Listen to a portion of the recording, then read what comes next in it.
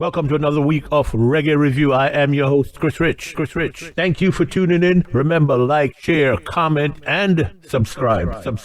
I have on the phone the Mac Daddy, the Mr. Sadat, Mikey Jarrett from out of New York City. Mikey Jarrett, pioneer for reggae in New York. Yes, reggae in New York. Without Mikey, we wouldn't probably have superstars that are now famed in the reggae world. Mikey will tell you all about that at Reggae Review. Want to acknowledge his input in the music industry. Mikey Jarrett, he may sound disappointed at times, he may sound over the top sometimes, but Mikey Jarrett, he is real. Speaks his mind, and that's what we here at Reggae Review want. We want the real thing. Mikey Jarrett, welcome.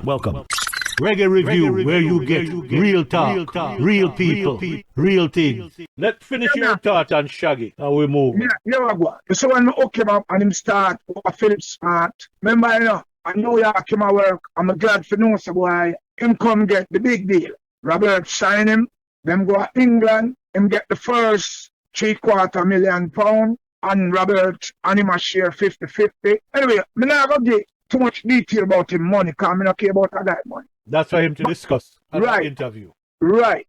But the part that really made me feel bad is that after him get big, he used to reach out to me, saying, well, you see, Fran, him get big and him start dump everybody and him move got Jamaica. Him not help nobody. Boy, did you ask him for help? I asked him for help in a situation where, due to Jassy, them girl me. Jassy being the producer. When he used to record for Downtown and Oh My Love With Me and Princess Gully. Just want to make that clear. So you reached out the artist and his answer was a resounding no, yes, maybe. We'll see. I'm telling you, go. One time gone, them give me 2-inch tape for record with a Philip. See? And there was a time when my 50th birthday, them give me $500. And Roberta run it and Roberta get a lot. I said, yo, that's say, yeah, man, I'm a birthday now. And them give me a check. Saying, me nah give him basket for carry water. Saying, now, there was a situation that reached me 2013 where I lost my son. I also lose my daughter. Two very tragic moments we have not yet touched, but continue. Brother, you hear me? Me just I tell you certain things. I know. So, me do a song with me and Django Chiller, and they sitting and watching reading. Man, cool Mikey Jarrett alongside Django Chiller. Know how to treat the ladies, them better. When him and Berries do for them one. You know that song? Yeah, when I was on the radio, you sent it to me. Yeah, now, because of my son, I passed. I was getting more likes than them on YouTube. People were sharing it. So I'm saying, because I used to have a number, and I said, yo, I need help, want a money for burying my son, Saying, quite rough. Saying, business go down. My brother, me not drive, can't gone. Saying, so this was the rocky road times in your life, financial stress. Yeah, man. When my son drop out, me there I cook one Sunday, Saying, and Django call me, him and Jassy, I said, I'm going to show there, Saying, I'm going to turn off the pot, turn off the stove, take my food and my season, put it in the fridge, and go with them and show there. I'm going to record the song with Django Chiller. Saying, Jassy put out the song go on. Now, I don't know what caused the controversy between Sting and Jassy, because I heard that Sting called Jassy and say, yo, well, go on, Jassy, or you just put out the tune, so, and you know, talk to me. And Jassy argument, I didn't know, that's what I heard long after, was very upsetting to Sting when him tell Sting, say, yo, you don't know man do it, man. Man just like really man put out tune, way I talk about Sting. You know what I'm saying? Them call YouTube, and tell them take down the song, because them had licensed all of those tracks from Sly, Taxi, and me and Sly. I'm a bona fide virgin because we got school at Trenchtown.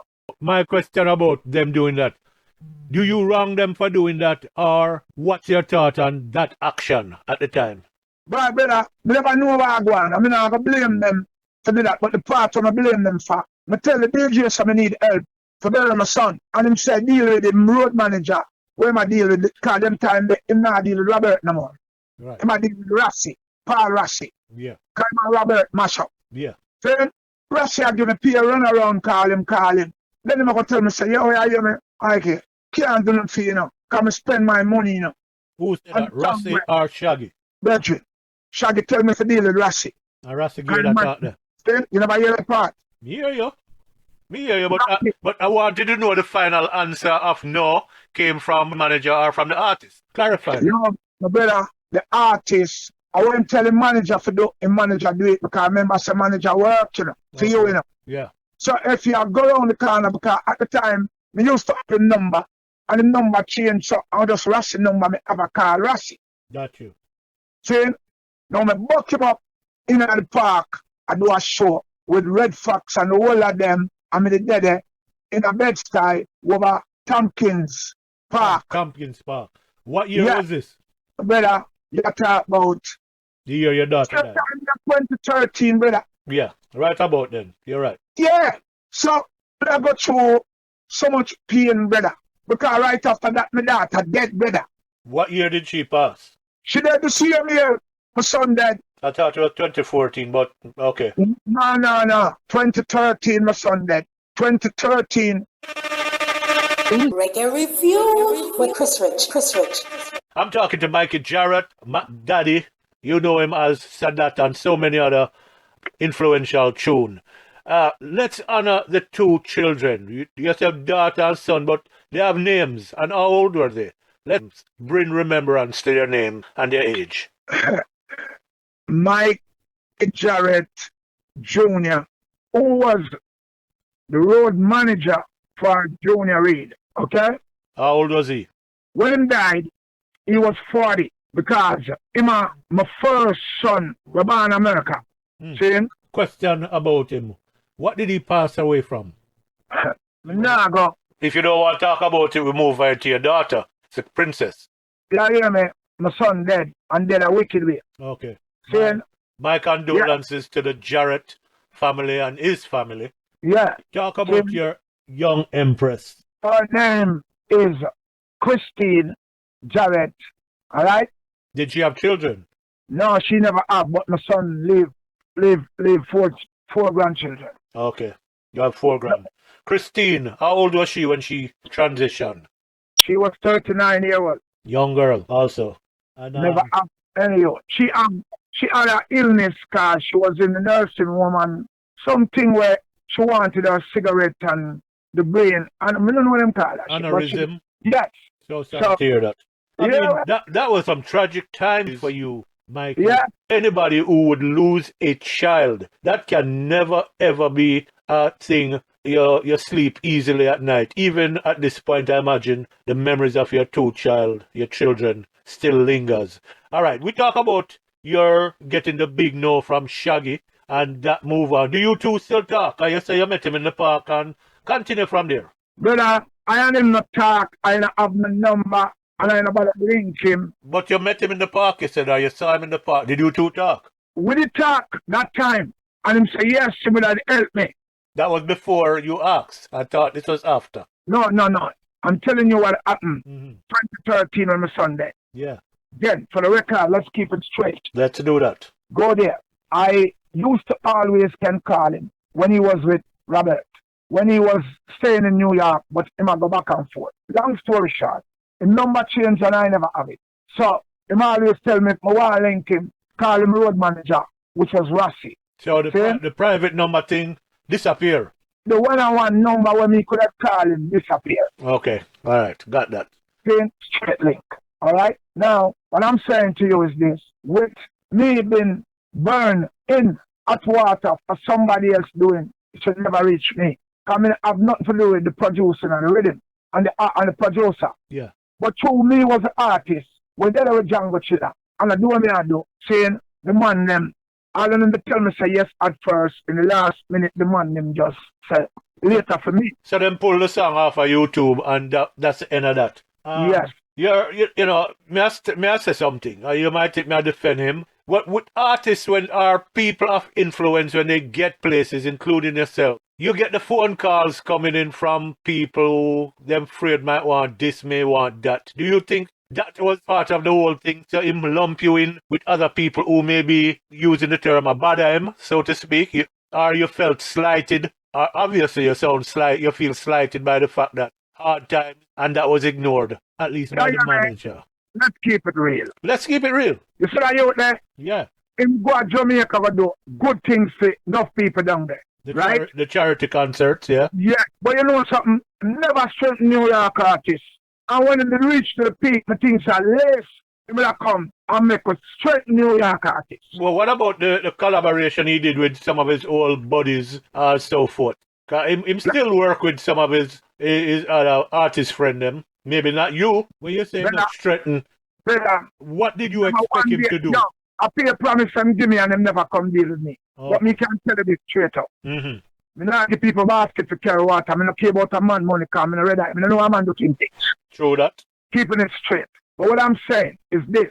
If you run a scan in a New York and ask anybody, let me tell you, say, him is the most messed up guy that do not help the New York fraternity artists. You know, much like what we talked about earlier, the New York artists have to fend for themselves again. Yeah, him go yard and him help artists, him spending money, him go buy them friendship, and all him do, him still no boss of Jamaica. But does he need that? Because he's an international youth all that type of collaboration. Does he need it? Let's keep it real. Keeping it all real. All the song them when get. Yeah. Which producer give to him? Sting, don't it? Okay. Yeah. Be with Sting anymore? For whatever reason, people part companies. I don't know what the reason is, but okay, well, we're not business with that. Because for them I fear that. That's true. Well, you and me have said, brother. And keep it real, brother. Keeping it real. Reggae review. Keeping it real. You come in at this, and I mean, open door for you know, and you get fortunate that you're a multi-millionaire. I never beg you $1 million. I never beg you 100,000. I only needed what I could afford that I could bury my son. I still bury my son, you know. Don't get me wrong. Yeah. And I bury my daughter. Yeah. Don't get me wrong. The most eye open. What door closing or the most eye open other? See? Now, you know why I'm so upset with him? Is because I love that youth so much. Very much. Because there ain't no youth from New York that as big as him. I'm not going to name some of them. Shelly Thunder, Shinehead. Yeah. Me responsible for all of them. Red Fox. That youth that treat me sure. Love me. Screechy Dan. Break youth. Because when the man that get them deal, them come for me. I remember from me. Remember, you know, with all the way I go on, you know, he never, you know, dance all boy, when no shot of fire, you know, and me, Mikey Jarrett, me no bitter for him money, me just bitter for cause, me hear all I'm interview them, and never one day he mention say, Mikey Jarrett. Give him a credit, no, man. Come on in, excuse, I'm sorry. That's all right, it's editable. Listen, Talk your mind. Yeah, hear me? I'm listening, Mike. Me and a guy where I go around and beg the guy, no salsa, I go do it, you know, because me have a great woman in my life. See?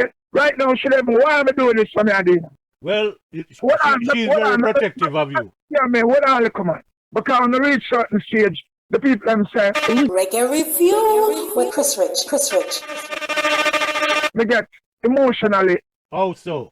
Yeah, stressful. More than one time.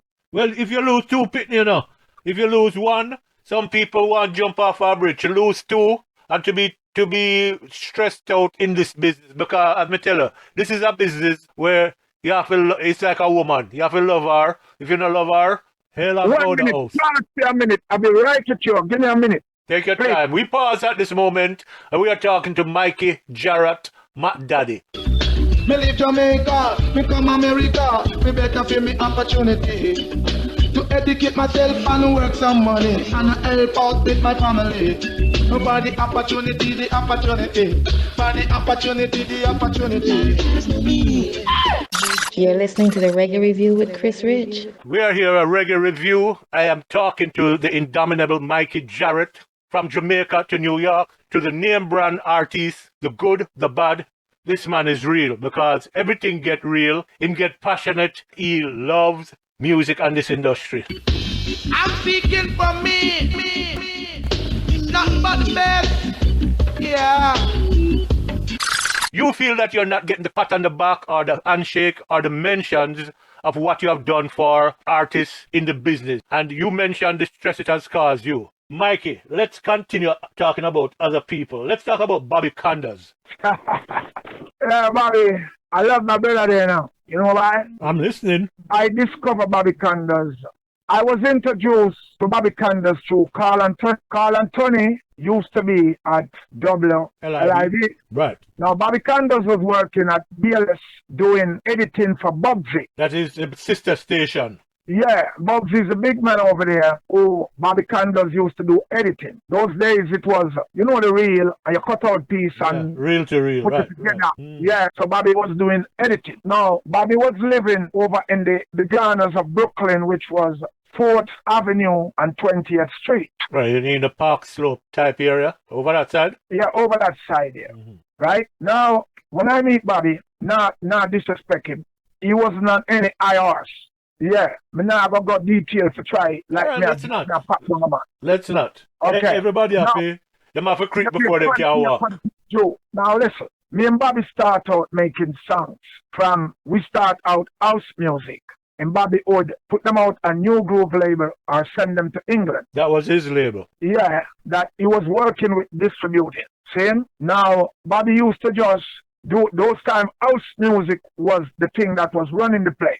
Now, I bring Bobby in the West Indian community. I take him to my house, he meet my wife, and I introduce him to Jamaican food, rice and peas and... So you bring him into the culture. Yeah, saying... The fact that you both collaborated, didn't this collaboration bring you the mega hit, Mac Daddy? Yes. Bring us up to speed on how that whole idea came about. Okay, Bobby wanted to do reggae rising to the top. Keep rising to the top. That classic. Yeah. Keep rising to the top. Give it all you got, give it all you got. Keep rising to the top. So he came to me and said, yo, let's do this. So I take him over Bushwick to King Bravel's studio. Bravel.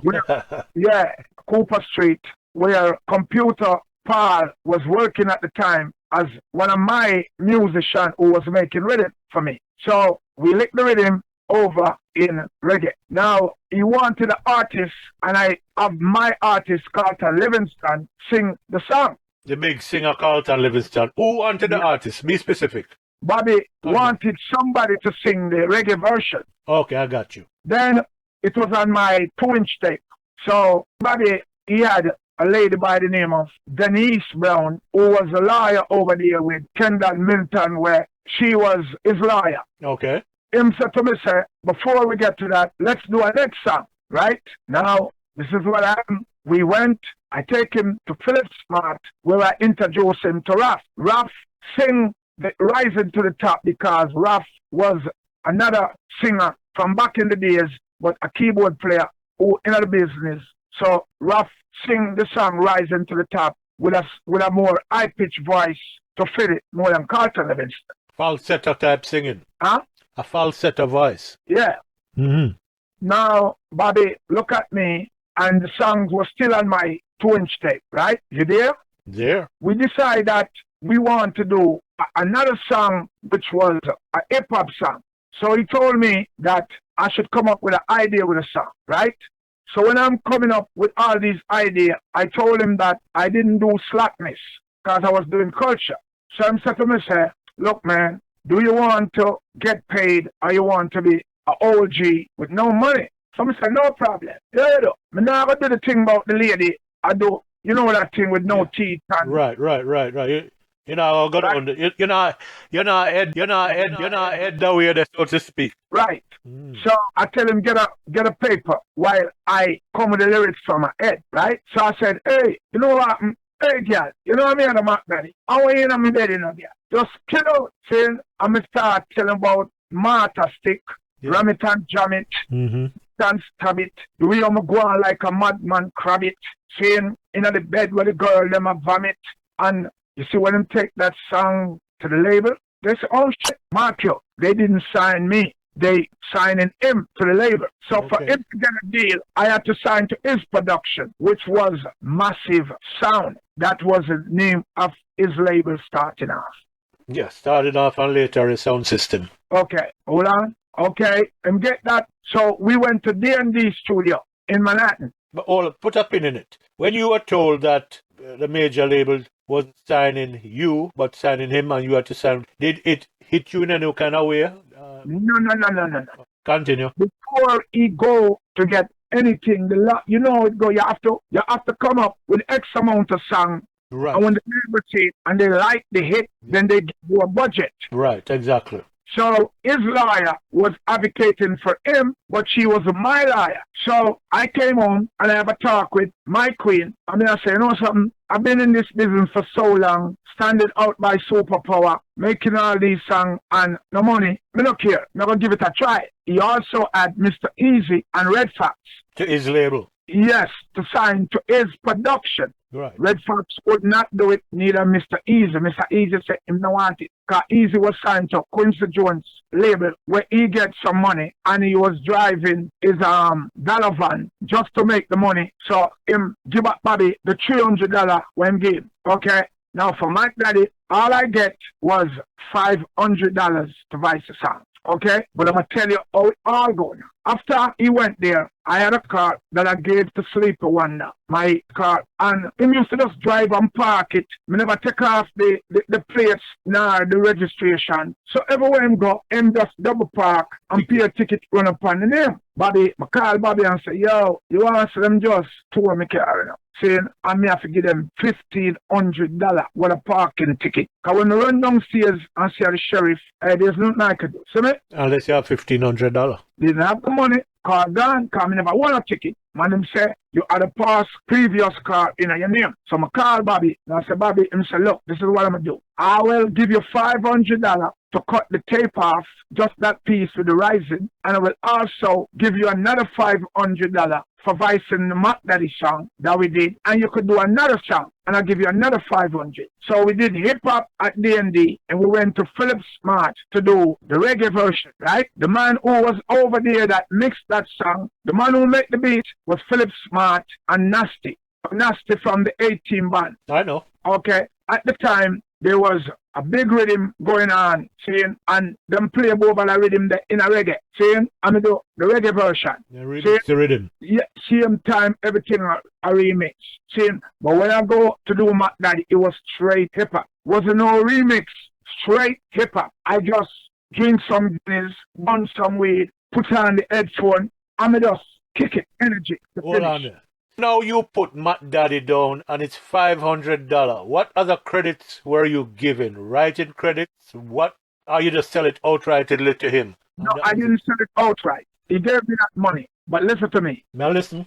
You know what they did? They take credit because Salam Remy make the beat and Bobby KONDORS claims that he helped write my song, which he never did. He only tells shit about the projects where I call the talk over version when they wanted me to get Queen Latifah as L to the no. Mm-hmm. Let me get two local artists. One was Jody and the other one was Bubbles. Okay. And we did that next version. I won't go to all of that. Bobby take credit and claims that me and him write that song because he talk about the Brick Factory, which is a project, right? Yeah. So the deal is they decided to get me where the that song was registered big time, where we share third to third and a third. How did Red Alert get into that and what was your credit for that? Look, I'll tell you about Red Alerts in a minute. Let me just finish this. So when I get, before even the publishing come, because I did get credit, because Mack Daddy is still good to me. Mack Daddy, Mack Daddy, Mack Daddy, Mack Daddy. You tell the Mikey Jarrett to me a Mack Daddy. And me don't ramp with the young girl picking it. And me have the agony to satisfy the lady. Reggae Review with Chris Rich. Okay? We decided to do another song called Under Surveillance. So Nasty them lick over Studio One, Conquer Me.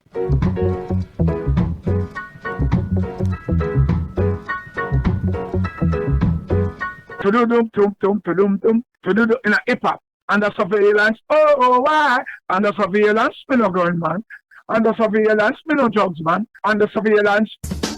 Under surveillance, oh why? Under surveillance, oh why? Under surveillance, me no gun, man. Under surveillance, me no shoot no one.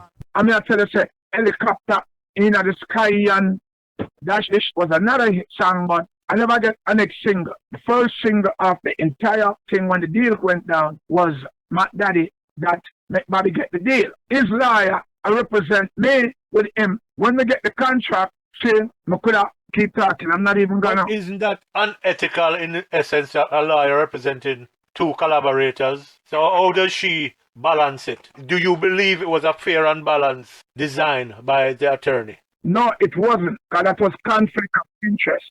Okay. Okay? Gotcha. Now, Yeah, go ahead. the fact that, okay, the song blew you up and put you out there, financially, your benefit must have come from performances more than recording. Am I right? 'Cause Yeah. You toured Japan. That's a place it took you. Took you some places, I'm sure, that other songs is. Japan, you went to Japan because of this or other reasons. No, man, I got Japan long before that, man. Just wanted to know. In saying that, I know Sugar Minott was one of the first with NAHKI. Were you a part of that flood? No, I was. I say was one of. Okay, it was BULLWACKIE sent us to Japan. Me, Lone Ranger, Cozy Miller, Santa Rankin, and a youth named Major. Yeah, remember all them artists? We did 10 days in Japan, and all we get was $1,000. Each. Yeah. Well, See? as far as I know, traveling to Japan is all fun and excitement, but the Japanese was very tight on paying out them kind of money back in them days there. Because them said the flight costs and hotel costs, they factored that in, although you might go in front of I don't know if it was a stadium or a dance hall. No.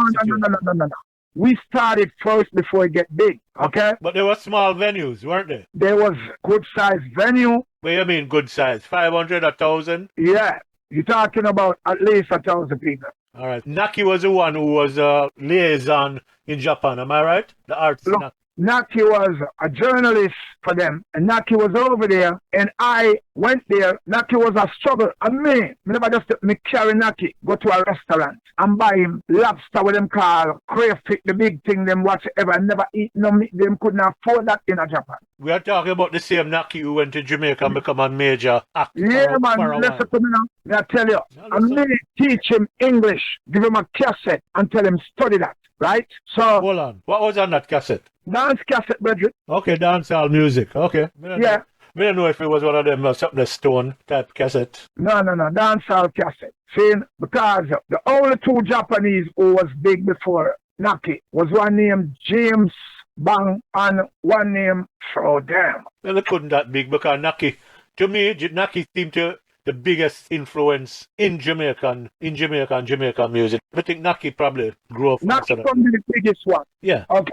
Because what happened, after we did it, we also get them to bring NAHKI come America. So when him come how did that work out? It was good because him start par with me and then he meet James Bond, the DJ from Boya. Him coming to America, so to speak, helped his career. And did that help you whenever the Japanese started promoting music? They're very adept in studying the Jamaican culture. Yeah, and you see what happened, you know. BULLWACKIE, and me get the whole of the artists, them, you know, for the Christmas album for him. My Son, Sleep Wonder, Sluggy Ranks, I went for them. I did. You know why I went there? Tell me. I did the first album for them, Upside Down, called Mr. Excitement. I remember that album. See, do it for Wacky, and Wacky sell it to them. So that's how they was doing it. So when you go there for perform, they might make money because the money with them charge for people for coming, they make back the money.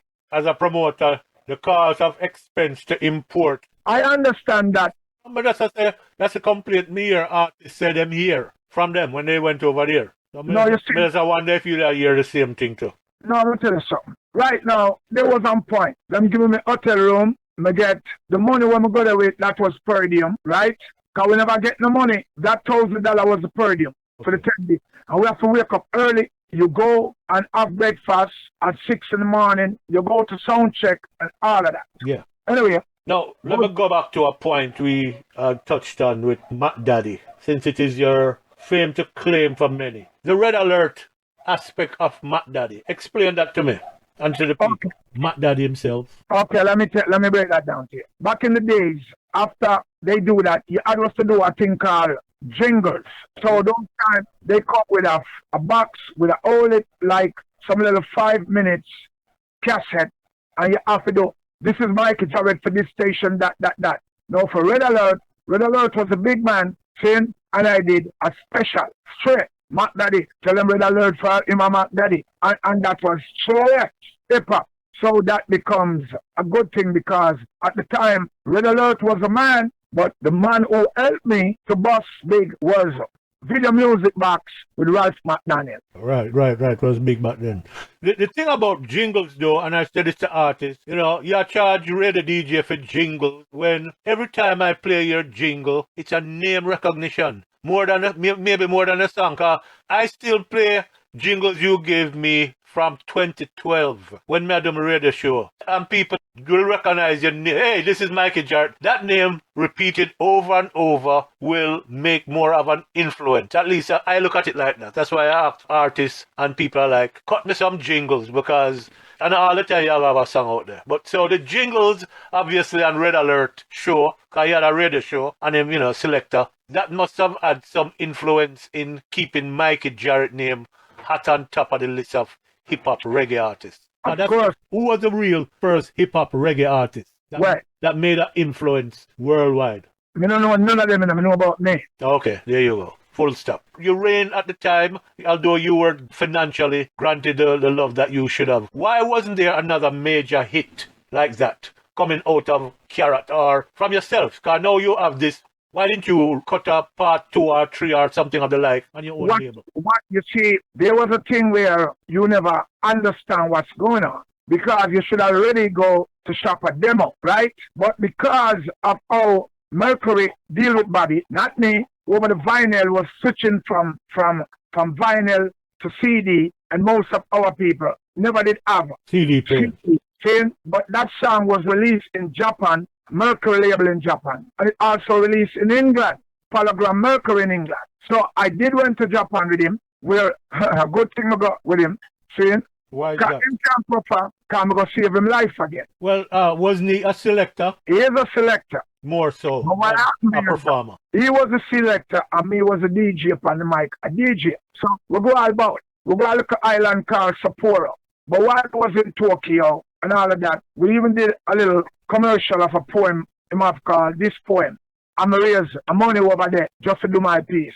Oh. And it was nice with me to give me something out of that. But again, he took sick and also I took sick. Well, bad food in the eat or just atmosphere or water? Okay, let me tell you what happened. He eat bad food. Can't eat rare uncooked food. Yeah, and he was poisoned. Sushi and everything there. I had a toothache with a bad tooth. Okay. The trip was so then. Yeah, but here we're good now. A good thing somebody I work with. You remember them 500 pill, eh? It's anything you take to that. I eat the game, you know. Knock out the prize no time body. Now me come back on the plane with a toothache, a bother me. You know what it is for 14 hours? Oh, it's a long ass trip. Yeah. Your influence in the business and your association has ups and downs, but yet still you are here enduring. 3 more names before we wrap this up. Let's start with Big Youth. Manley Buchanan? Yeah, Manley Buchanan. The glittering teeth, gold teeth, front teeth. The red, gold, and green teeth. Yeah. Mr. Buchanan, tell me about his influence or your association with him. Big Youth. Right now, me tell the world that him and my big brother. How is that? Because he's not my DNA brother, but me love him for the longest while. Saying, brother from a different mother, so to speak. Yeah, but not even that. Even when his mom was alive, and I go there, she said, God damn, I want to look alike. So I bet if you're not checking the DNA, you might find something. I don't know, but I love him. I call him Big Brother. May not be from the same mother, but the universe bring people who need to be together. How did the meeting come about? Tell me quickly, how did that come about, this meeting of minds? Meeting of, what do you mean?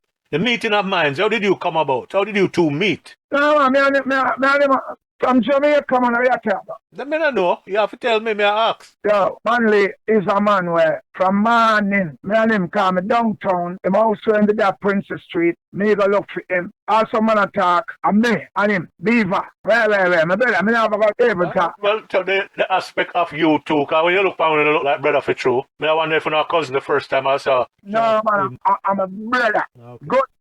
Good brother. All right, here's the big question now. This is your brother. You no voice anything together yet? Yeah, we did a couple we did a song together on the Satamasa Ghana rhythm. I would give people comfort, good as I would say. Good like you know, soon I would tell you.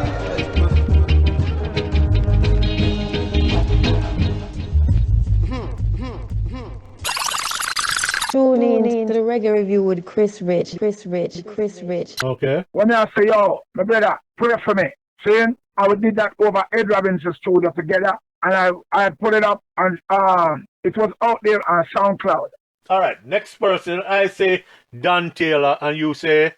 Oh, Bob Marley manager. Yeah. Yeah. Don Taylor, I'm sorry to him to drop out, because he was a man who wanted to manage me at one time, because with me around Bob, seeing from day one, I get to know him, because Bob, I'm on respect the great one. Now the great one connect, family-wise from a distance. I say Sugar Minot, and you say? Oh, Rastafari, blessed Sugar Man, I'm a brother that man. And me and him, Oh, so? Me and him. Me and him is too long, man. Me and him is too sharp. Okay. How the two want to meet? Yo, you hear me? Me and him are brethren from Jamaica when me go back and forth, seeing, and in the garrison, and some tusk out our brother. Oh. And me and my brother from day one look on it, man. Okay. And then me and him build the WOOKIE's thing, big time. I know. Listen, I say Keeling Beckford, and you say? Oh, combination.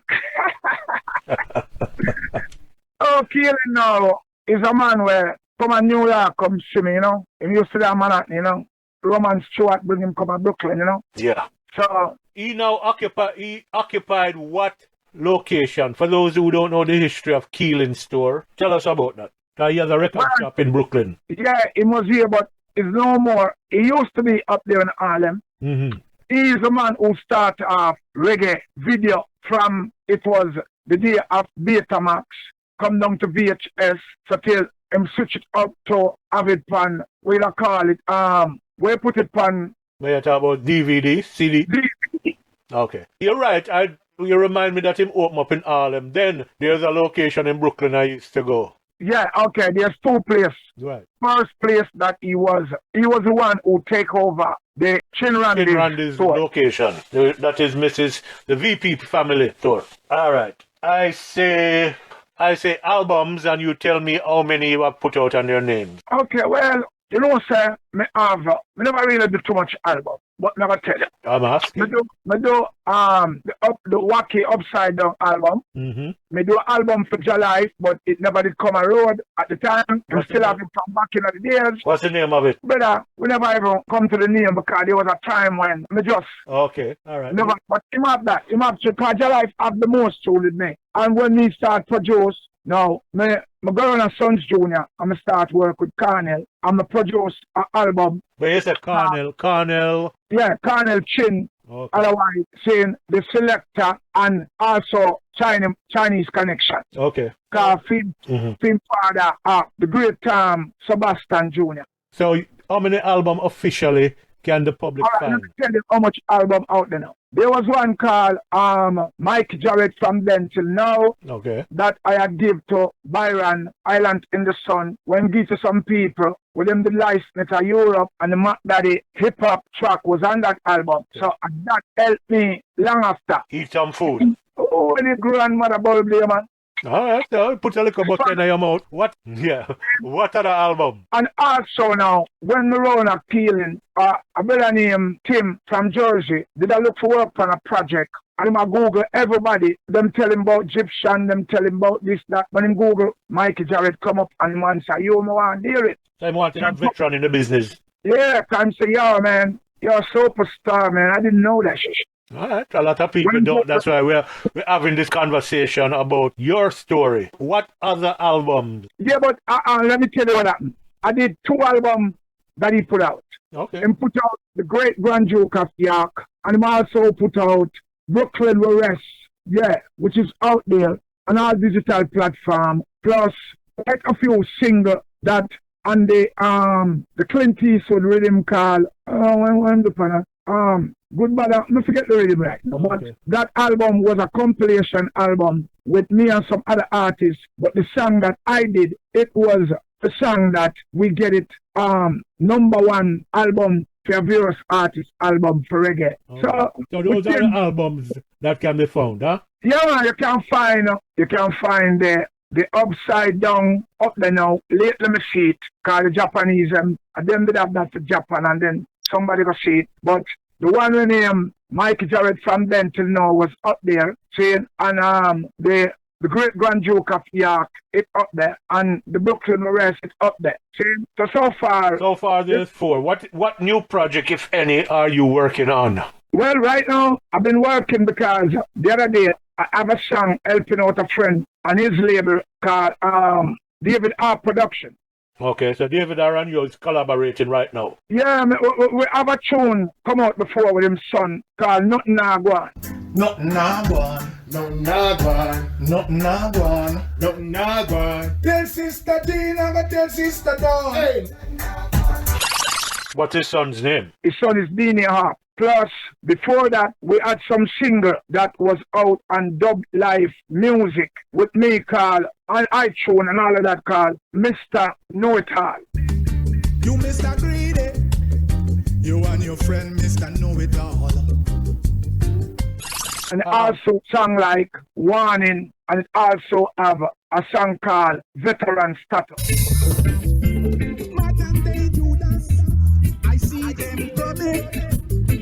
Have you ever considered remixing any of your old classic like 84? The lyrics, now there's a song that I think I did send it to you, right? And we're working on it officially because the office deal with the clearance, but it went global. Everybody called the new plague virus. The new plague.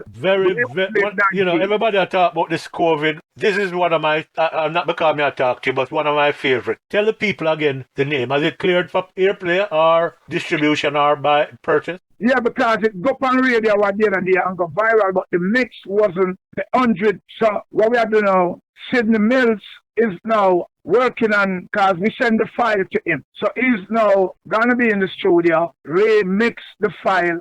You're still at work. I noticed something with you in our communications. Every now and then you send me a lot of religious type sayings and so forth. Have you changed your affiliation from Rasta to Christianity? No, let me tell you something. Yeah, me know. Me is a man who just make sure I'm going to put no label for myself. Okay. I don't want to be labeled. I'm an artist. I did Calypso with me and Becky. Love is the answer. Yes, love. And how to make it the answer to all of today's problems. I did hip-hop. I did house. I do R&B. You understand? You tell me, say you cover the gambit of music. You're a Rasta man as far as I know, from where I know you. I was just wondering if as time has changed, have you drifted to a different thinking or evolution, so to speak?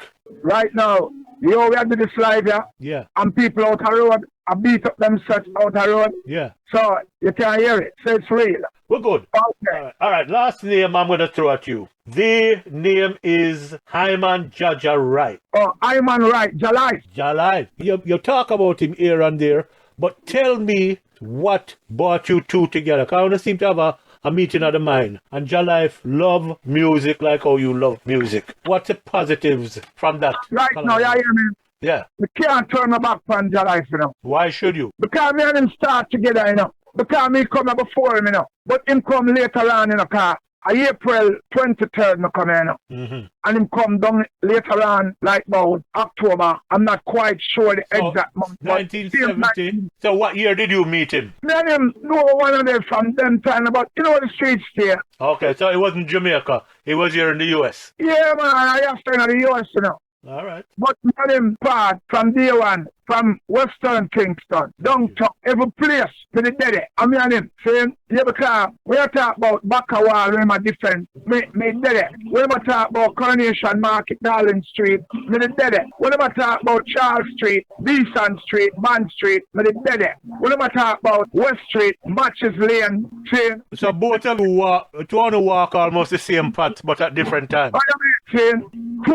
Saying, I'm a brother, I love him. One thing we can say, I love the fact that you both are still burning the music fire as it is. Now, as a veteran in the business, and you look at the landscape, the music landscape out there, two things that you would recommend to today's youth, because them come and then go and dancehall is not a thing that is everlasting like reggae. But here you are, some bag of years later, still standing, still doing your thing. What's your recommendation? Put it out there for me, for these young artists who should. These young artists must remember one thing. Master your craft. You can't just come because you never come up the way how we come. You get blind because your friend carry got showed you. Saying, and you have to do what you have to do. But remember, saying, never you diss the roots of where it's coming from, because it's the roots, the branch, the leaf, and the stem. And at the stem, I cause the problem because of them make the money. Them a fight them one another. Them a diss the one another and create. Then Mark, from day one, saying, there was always feud in the music business from the founding ones, saying, not this type of feud where life is put on the line. Artists will throw a word and so forth. But I do know that, and you know this too, where a one may say a one in need of something, or car ride, or maybe like a food, or so forth, or hey, I have a new rhythm come. Them not fight each other to be on rhythm.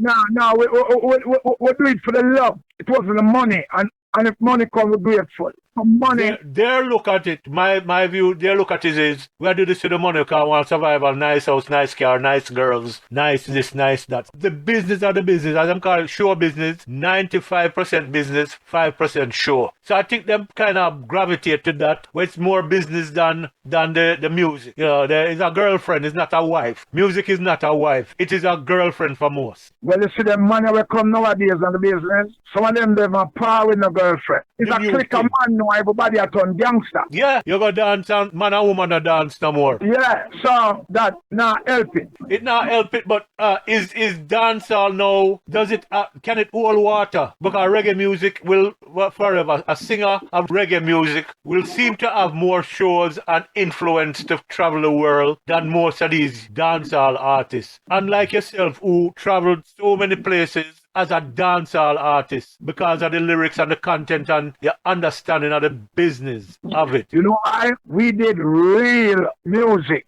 regardless of what it is. So it wasn't with a little laptop. Mikey, come on now. You said it, the lyrics and the youth them attack doesn't all real to the life story that they see, and lyrics are built on what you see and know. No, the youth them, well on, don't get me wrong, Well, correct yourself and tell me if I'm wrong for say what I said to you. The youth them, right now, the lyrical contents, well, they must spit fire enough for them one away, Yeah, they are. But, and I will never fight them. Is the fire that they're spitting, is it burning down the business, the actual, burn down the farm where I feed them the music? It burn down the business. It burn the thing. So how do you fix this? Where do you see the fix? Whereas artists, because you mentioned the fight against each other, and artists tell producer, a man can't depend on this rhythm, or them depend on social media by views and so forth, and a drag yard and one another.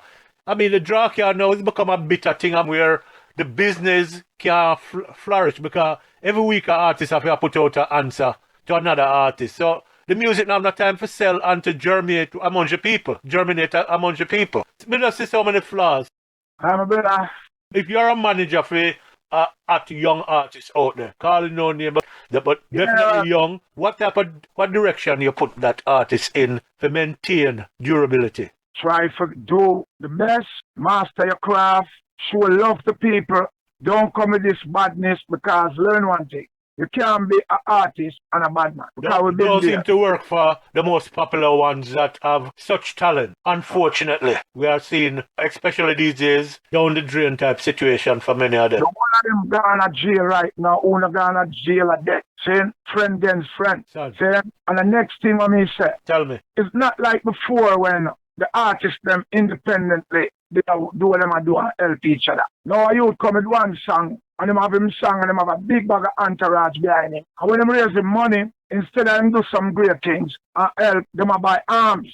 And you can't do that because the little youths them nowadays, you have to help them. Yeah, them will answer you and say them will help feed the entourage. But at the same time, your point of them buying arms, really, what them a do? Point the gun at themselves. Them a commit suicide. Because the same arms buying eventually turn in a different way and then basically shoot themselves, them career, and maybe them life. Without Right them now. recognizing that. Yeah, man. So Jamaica make the music, but right now, the world won reggae. Without a doubt. Listen, my opinion of my culture, my music, it is the message for the people. There's no other music that brings message of power and empowerment to people of the world and love. Reggae, the world own reggae now. Jamaica can't even hold on upon it as they should. And we talk about, man, listen, me talk to Kenya, saying a radio station over there. The man say, yo, for me a girl, and you me I listen to as